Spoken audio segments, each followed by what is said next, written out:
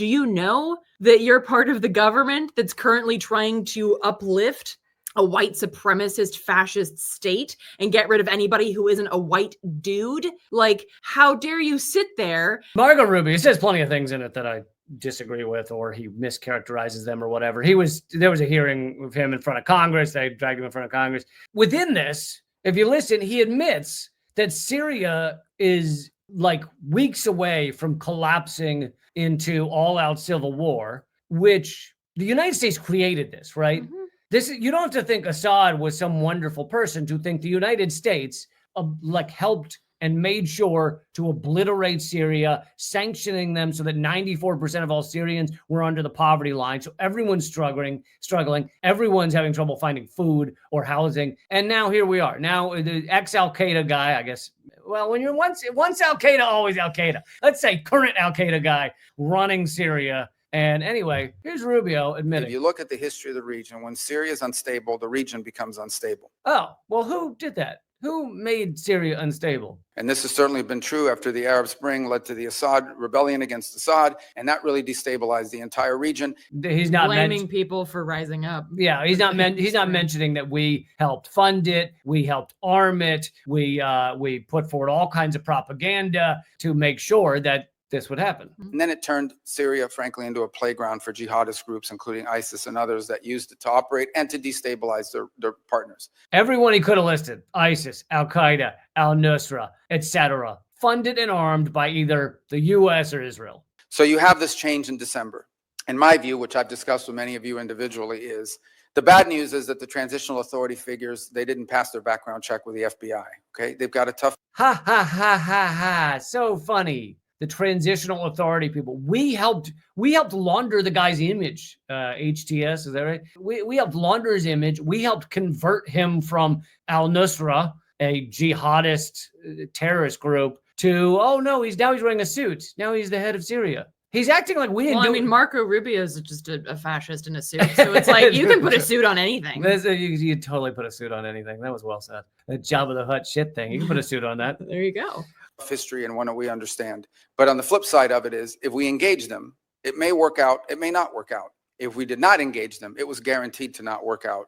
In fact, it is our assessment that, frankly, the transitional authority, given the challenges they're facing, are maybe weeks, not many months, away from potential collapse and a full-scale civil war of epic proportions, basically the country splitting up. Which, let me just say, works out really well for the natural resources land that we own in Syria. Yeah, the fact that we own a third of Syria, we're still basically holding on to the oil fields. And we created this entire catastrophe. And he seems to be talking about it as if it's tornadoes. Like, yeah, tornadoes got worse. What you gonna do?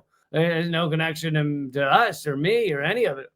Crazy. The good news is that there is a Syrian national identity. It is one of the places in the Middle East where Alawis and Druze and Christians and Sunni and Shia and Kurds have lived alongside each other underneath the banner of a Syrian identity until it was broken by a butcher, Assad, who pitted them against each other. I'm sorry. I thought you were talking about yourself. Yeah, I think he's the butcher. I think the U.S. is the butcher. I was waiting for just like this remarkable moment of self-awareness. It's like, and that's what we are. We're just a butcher that pitted him against each other. We created this thing. Syria is collapsed because of us. Also, I find it also really funny that you would dare talk about like how all these people can live together in one nation when a couple of things are true. That was always true in areas of the Middle East. And in fact, places where the caliphate moved up into Europe, including southern Spain. It was destroyed, drumroll please, by nation state building and colonialism and imperialism, i.e. the that you stand for, Marco Rubio. Also, let's talk about this beautiful idea of all the people living under one banner. Do you know that you're part of the government that's currently trying to uplift a white supremacist fascist state and get rid of anybody who isn't a white dude? Like, how dare you sit there and talk about how great that is when you are perpetuating the forced disappearance of people who actually you might be related to, you sick. So it's like, it is so remarkable to me that he can sit there and talk about that oh my gosh, isn't it great that the Druze and the Christians, and when you are literally destroying that, not just in places like Syria, in the Levant, in the Middle East at large, but also here domestically. Like, how the dare you? Also, he's wearing self-tanner. I bet your ass. And his Thank little you. plaque says the Honorable Marco Rubio. You can always tell the How self-tanner honorable. when the eyelids are a completely different color than the rest of the face.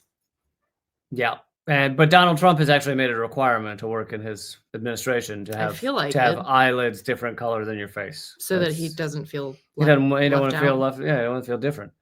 So thought we should spend a minute talking about what's going on in Syria there. You always bring the stories that get me so riled up.